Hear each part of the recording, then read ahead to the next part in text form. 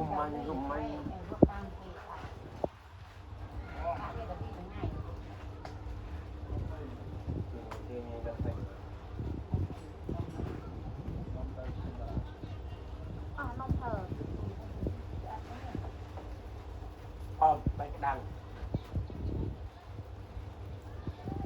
bạch đằng tôi sao vậy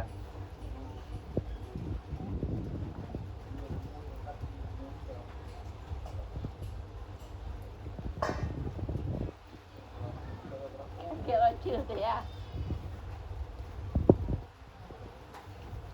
thế tôi rộng thì thôi chưa chơi thì cam ram rồi sau thì cam chắc sẽ là gì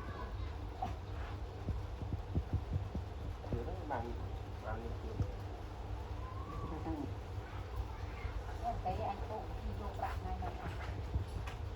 cả nào ngủ không